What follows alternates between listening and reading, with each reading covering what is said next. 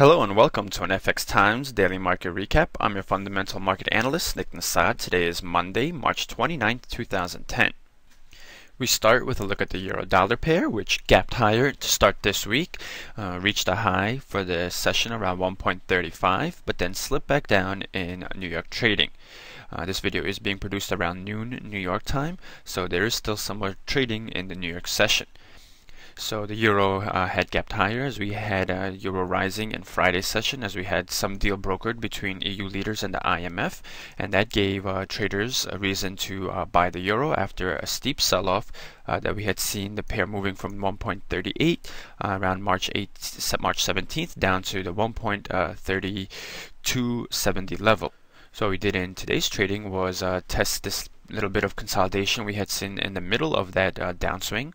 So we still can't tell whether this will be a test of support turn resistance line, or if and we will have a further decline in the pair, or if we have a further correction of this downswing.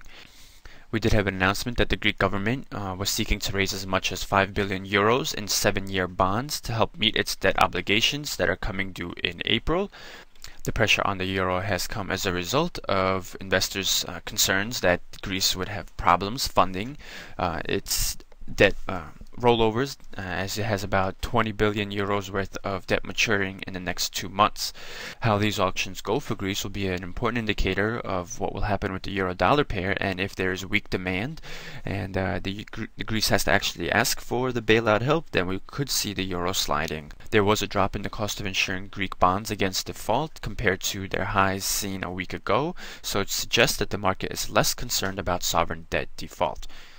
However, the euro was unable to sustain the gains it had in overnight, so we'll see how this pair behaves the rest of the week.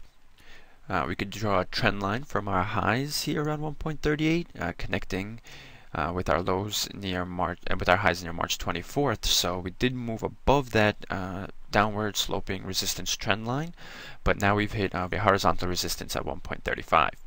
So there are some bullish signals, like the move above the moving average, the 50-period moving average in a 1-hour time frame, and breaking this resistance trend line. We have to see what happens at this 135 level.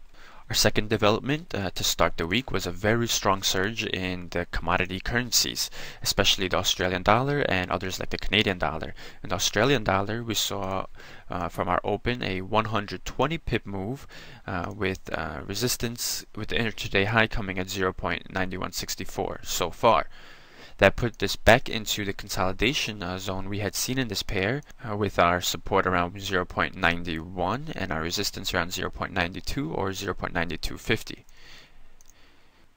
Here too we had cracked our downward sloping resistance trend line, but we have to see what happens once we test this 0.92 area. The reason the Aussie was higher, we had the Reserve Bank of Australia Governor Glenn Stevens give a television interview in which he said that interest rates are rising towards a more normal settings as the economic activity picks up. Quote, "We think it is useful to try to make clear to people that it isn't normal for rates to be as low as they were, and you wouldn't assume they will stay that way because that assumption would prove to be unfortunate," Stevens had said. The implication is, despite the jitters over Greece, the global economic recovery will push interest rates higher. We also saw a jump in gold prices as they broke above a level of resistance, which helped to push the Aussie higher. So let's take a look at gold prices. So here in Friday we had a rally in gold to the 1,100 level, and we did push above that on Friday, and after retesting that level as support, we've pushed higher in today's trading. Right, so we can draw a resistance level here around 1,100.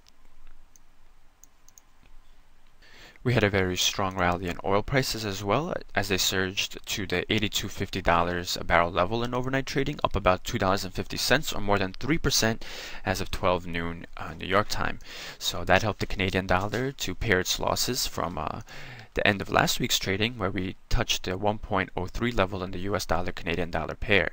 Now we moved back to the 1.0175 level, which was our low so far for today. If we ignore this sort of volatile move downward in the pair, and we draw an upward sloping trend line connecting our lows for the last 8 sessions or so, we see that we did break that level in today's trading. We also had a bit of a channel forming as we had some higher highs developing, but that too seems to have stalled around the 1.03 level. So we'll see what happens here. If we have further risk appetite in equity markets and in commodity markets, we could see the Canadian dollar push again towards parity, or at least to retest these lows we had seen earlier on in March around 1.0080.